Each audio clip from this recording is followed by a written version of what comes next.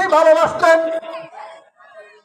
ওদের যুদ্ধের ময়দানে প্রথম মুসলমানরা যুদ্ধে হেরে গিয়েছিল, মুসলমানেরা যুদ্ধের মধ্যে ছত্রভঙ্গ হয়ে গেছে।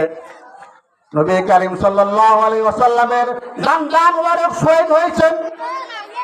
মাথার মধ্যে লোহার টুপি ঢুকে মাথার মধ্যে ঢুকে গিয়েছে, রক্তে রঞ্জিত হয়ে গিয়েছে। নবী পাক সাল্লাল্লাহু আলাইহি ওয়াসাল্লাম পাহাড়ের এক গুহার মধ্যে পড়ে গিয়েছেন। সকল মুসলমানরা ছত্রভঙ্গ, এদিক সেদিক কোনো একতা নাই যুদ্ধের তীব্রতার কারণে। ইতিমধ্যে ইবলিস শয়তান ঘোষণা করে দিল, কুতিলা মুহাম্মদ, কুতিলা মুহাম্মদ, মুহাম্মদ নিহত হয়েছে, মুহাম্মদ মারা গিয়েছে। এই খবর সারা মদিনায় ছড়াইয়ে পড়ছে, সারা মদিনায় ছড়াইয়ে পড়ছে, কুতিলা মুহাম্মদ, কুতিলা মুহাম্মদ, মুহাম্মদ সাল্লাল্লাহু আলাইহি ওয়াসাল্লাম মারা গিয়েছে। শয়তান এই খবর সারা মদিনায় প্রচার করে দিয়েছে। এই খবর শুনে এক মহিলা তীব্র গতিতে দৌড়াইয়া ওদের ময়দানের দিকে চলে আসছে। প্রতিমধ্যে সবাই বলে গেছে, বলে শোনো হে মহিলা, কোথায় যাও? আমি ওদের ময়দানে যাই, আমার নবীর খবর কি এটা জানার জন্য। মানুষে বলে, শোনো, তোমার এই উহুদের ময়দানে তোমার 4টি সন্তান শহীদ হয়ে গেছে। মহিলা বলে, আমি এই খবর শুনতে চাই না, আমার 4টি সন্তান শহীদ হয়ে গেছে, আমি শুনতে চাই আমার মুহাম্মদ নবী, আমার নবী কেমন আছে। সুবহানাল্লাহ না, আমার 4টি সন্তান শহীদ হয়ে গেল, এই খবর আমার শোনার দরকার নাই। আমার নবী, আমার জানের নবী, মায়ার নবী কেমন আছে, এই খবরটা আমাকে দাও। আরো সামনে বাড়লো, আরেকজন বললো, হে মহিলা শোনো, এই ওদের ময়দানে যুদ্ধে তোমার স্বামী শহীদ হয়ে গেছে। ভয়ে ডাক দিয়ে বলে, শোনো শোনো, আমার স্বামীর কি খবর আমি জানতে চাই নাই, আমি জানতে চাইছি আমার নবীজির খবর কি। সুবহানাল্লাহ। এই মহিলা 4জন সন্তান শহীদ হয়ে গেল ওদের ময়দানে, সেই খবর শুনতে চায় না। নিজের স্বামী শহীদ হয়ে গেল, এই খবরে সে বিস্মিত হয় নাই, দুঃখিত হয় নাই, পেরেশানি হয় নাই। সে পেরেশানি কেন? মায়ার নবী, দয়ার নবী কেমন আছে, এই খবর আমাকে দাও। এই খবর আর এক সাহাবী হানজালা রাদিয়াল্লাহু তাআলা আনহু, নতুন বিবাহ করেছেন, যুবক মানুষ, প্রথম বিবাহ, নতুন বিবাহ, বাসর রাত করতেছিলেন। বাসর রাত হয়ে গেছে, মেলামেশা হয়েছে, গোসল করবে, গোসলের প্রস্তুতি নিচ্ছিলেন। ইতিমধ্যে কানে এসলো, কুতিলা মুহাম্মদ, মুহাম্মদ সাল্লাল্লাহু আলাইহি ওয়াসাল্লাম শহীদ হয়ে গেছে। সে বলে, স্ত্রী গো, তোমার সঙ্গে আমার সঙ্গে আর দেখা হবে না, আমার তরবারিটা আমার কাছে দাও, তরবারি দাও, তরবারি দাও, আমার সাথে তোমার সঙ্গে আর দেখা হবে না, দেখা হবে হাসরের ময়দানে।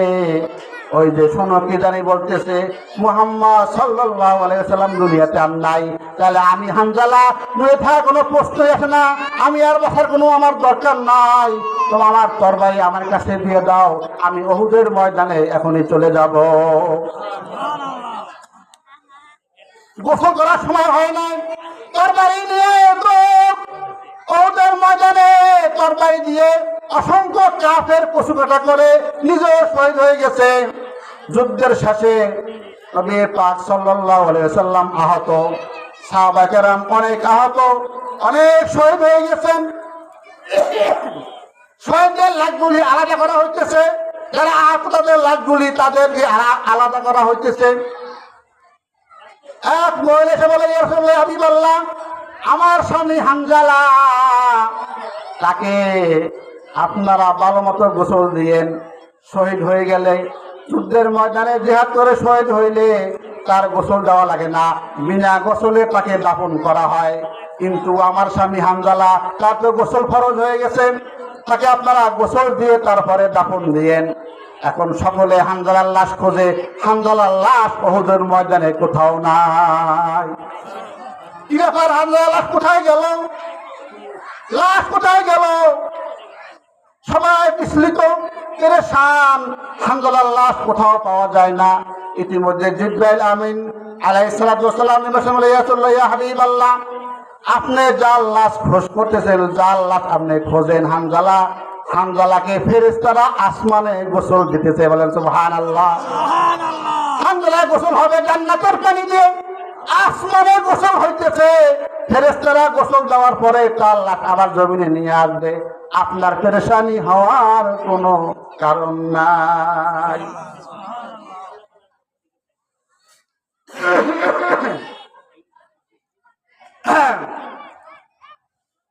নবীর ভালোবাসা, সাহাবা কেরাম কেমন নবীকে ভালোবাসলেন। প্রথম দেখা, নতুন স্ত্রী তাকে বলতেছে, তোমার সাথে আমার আর দেখা হবে না, তোমার সাথে দেখা হবে হাসরের ময়দানে জান্নাতে। এই দৃষ্টান্ত এখনো আসলে নাই। বলেন, নবীর জন্য এখনো লাখো লাখো মুসলমান জান দেওয়ার জন্য প্রস্তুত আছে না নাই? বলেন, নবীর জন্য যখনই কোনো কুলাঙ্গার, কোনো বদমাশ, কোনো শয়তান নবীর বিরুদ্ধে একটি কথা উচ্চারণ করবে, আমরা তার জিহ্বাকে টেনে ছিঁড়ে ফেলবো। ঠিক না বেঠিক? বলে, আমরা বেঁচে থাকতে, আমরা নবীর উম্মত বেঁচে থাকতে নবীর অপমান আমরা বরদাস্ত করব না, নবীর অপমান আমরা সহ্য করব না। তালহা বিন ওয়ারা রাদিয়াল্লাহু তাআলা আনহু নবীজির এক সাহাবী ছিলেন। এই সাহাবীর বয়স অত্যন্ত কম, ছোট বালক। ইনি তার বাবার সাথে নবীকে দেখার জন্য আসলেন। বাবা আসছে, সন্তান নিয়ে আসছে। কি বলেন? এখন যখন কোনো আল্লাহর ওলির কাছে কেউ যায়, সন্তানকে নিয়ে যা, চলো আল্লাহর ওলি আসছে, অমুক জায়গায় চলো, তোমাকে একটু দোয়া নেওয়াই দেয়। ঠিক আছে, একটু দোয়া নেওয়ার জন্য সন্তানকে সাথে করে নিয়ে যায়। তো সাহাবায়ে কেরাম তাদের বাচ্চাদেরকে সাথে করে নিয়ে আসতেন নবীর সাথে পরিচয় করা দেওয়ার জন্য, নবীর ভালোবাসা, নবীর দোয়া নেওয়ার জন্য। তালহা বিন ওয়ারা রাদিয়াল্লাহু তাআলা আনহু এক সাহাবী, ছোট বালক, তিনিও বাবার সাথে নবীকে দেখার জন্য মদিনায় আসলেন। নবীর সাথে কথাবার্তা শেষ, রওনা হইতেছে। কিছু যাওয়ার পরে ছোট্ট বাচ্চা তালহা বলে, বাবারে, তোমাকে নবী সবক দিয়েছেন, দোয়া দিয়েছেন, কথা হয়েছে, আমার তো কোনো সবক দেন নাই, কথাবার্তা হয় নাই। চলো তুমি দাঁড়াও, আমি একটু নবীর সাথে দেখা করে একটা সবক নিয়ে আসি। বলেন সুবহানাল্লাহ। ছোট্ট বাচ্চা এসে বলে, ইয়া হাবিবাল্লাহ, আমার বাবা আপনার কাছে আসলো, আপনি সবক দিলেন, দোয়া দিলেন, মোহাব্বত দিলেন, সে চলে যাইতেছে।